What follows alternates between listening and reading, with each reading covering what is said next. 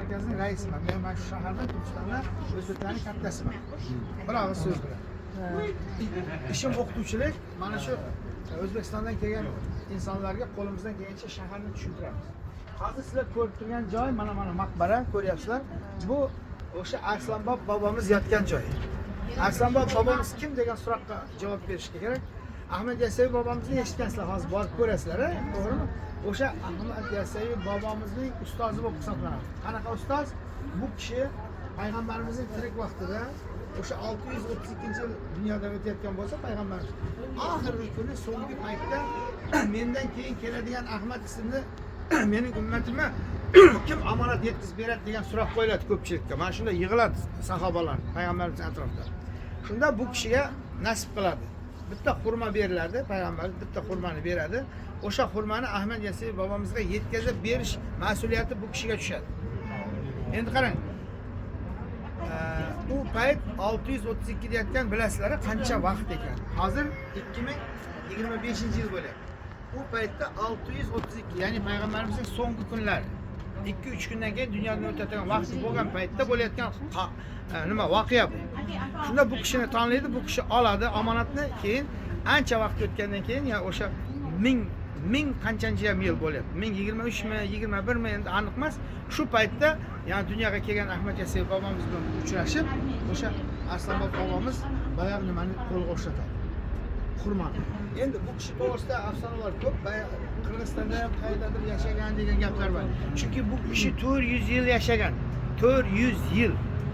Shuning uchun bir odam bir yerda 400 yil yashasa hamma jinni bo'lib qolishi mumkin. Hech kim nimasiga kirmaydi bu.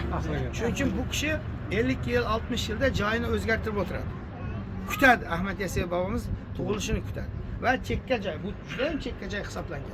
Mana shu yerni tanlagan, keyin o'sha o'zining vazifasini bajargandan keyin mana shu yerda dunyodan o'tadi. Bu o'sha Arslanbob degan kishi bu sahoba bo'ladi, payg'ambarimizning yonida yashagan, payg'ambarimizning yonida yashamaganda payg'ambarimizdan u narsani olmagan bo'lardi. Bunga dalil Ahmad Yasaviy bobomiz 7 yoshda Ahmad Arslanbob bobomdan oldim xurmoni degan o'zini yozib qo'yganlari bor. O'zi qo'li bilan yozgan. Chunki buni ishonmaslik mumkin emas. Hammasi dokument, hujjat. Qiziqsanglar, o'sha Ahmad Yasaviy degan kitob bor. O'zbekistonda sotilishda bor. Shu kitobni olib bir o'qib chiqsanglar bo'ladi. Hozir Ahmad Yasaviy to'g'risida 3 ta kitob chiqqan. Bittasini turklar yozgan, bittasi o'sha Said Ahmad degan yozuvchi yozgan. Ahmad Yasaviy. O'shani o'qisanglar tushunib olasizlar. Biri mana shu ko'radigan joyingiz, bu yerda ham qudugi bor, achchiq suv uniki icholmasangizlar kerak. Endi Ahmad Yasaviy bobomizni borib ko'rasizlar, bitta kompleksiyali. Bu yerda yana Sulton Rabiya begim bor, Ulug'bekning qizi. Bu yerda podshoga ikkinchi xotin bo'lib tegan. Uniki ham maqbarasi shu Ahmad Yasaviy maqbarasiga qarama-qarshi maqbara. Bundan keyin Turkistonga yetmasdan Turkistonga kirayotganlar yozib qo'ygan. Gavharana deb. Bu gavharanaga ham kirib chiqsalar bo'ladi. Gavharana o'sha Ahmad Yasaviy bobomizning qizlari bo'lib keladi. U shu yerda shifobaxsh quduq bor, shu suvni ham ichsanglar bo'ladi. U odam juda ham ko'p vaqt odamlarni, insonlarni davolagan. Farzand yo'qlardan boshqa ko'p masala bor bu yerda. Bundan keyingi eng oxirgi ko'radigan joylaringiz Hazrat Ukosha, u ham sahoba bo'lgan. Bu yerga din olib kelgan kishi bo'ladi. U Turkistondan 60 kilometr yuqoriroqda. Uning ham qudug'i bor. Kimgadir chiqadi, kimgadir chiqmaydi suv. O'sha quduq shu yerda.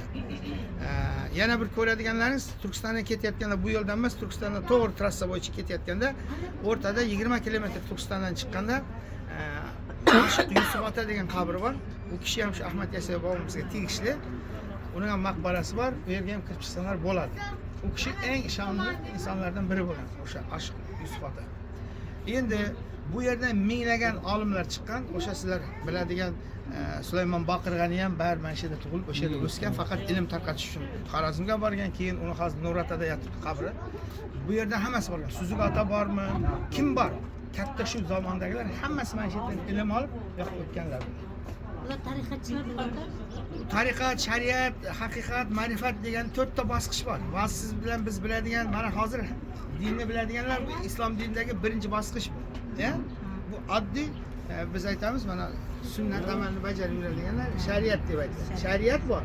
Shariatdan yuqorisi tariqat bor. Tariqatdan yuqorisi ma'rifat bor. Ma'rifat degan haq bor. Bu Ahmad Yasaviy boboning haq darajasida. Sizlar hozir shariatdan tariqatga o'tolmasdan yuribmiz hozir. Asli hammamiz. Haqqa yetish bor. Mana shu bosqichlarni o'tgan odam haqqa tushunayapsizlar? Chunki Ahmad bobomiz hamma narsani yozib qo'ygan, tayyor, chotki. Bemalol o'qisanglar bo'ladi. Shuning uchun bu yerga kelibsizlar. Avvalda O'rta Osiyodan kim Makkaga, Madinaga boradigan bo'lsa, Ahmad Yasayev bobomizga kelmasdan turib yoqqa bormagan. Hozir ochilib ketdi, hamma xohlagan ketyapti, qayerga borib kelyapti, hech kim bilayotgan yo'q. O'zbekiston ham shu ahvolda. Borib olib turib ana ovqatlarning hammasini chiqarib hamshirda yeyapti, ham yotoqxonasiga olib chiqib yeyapti. Men o'zim xuddi shu ko'rib keldim. Kim nimaga borganini ham bilayotgan yo'q-da ko'pchilik. Shuning uchun sizlarga omad. Chiqib ko'rasizlar, meni mashinam keldi. Ism familiyangizni yana qaytaring. Abdurahim Qo'shqarov, menda YouTube kanalim bor, kirib ko'rsangiz bo'ladi, Instagramim bor, hammasi bor. Kirib ko'rsangiz. Samarqanddan salom sizga. Berdim, bemalol ko'raverasiz. Telefon nomeringizni oldik, sog' bo'ling. Yaxshi, omon bo'lasizlar. Sog' bo'ling, Bemalol bo'lsin. kirib ko'raverasizlar. Men odamlarni ko'p Ha, ketdik. YouTube kanali.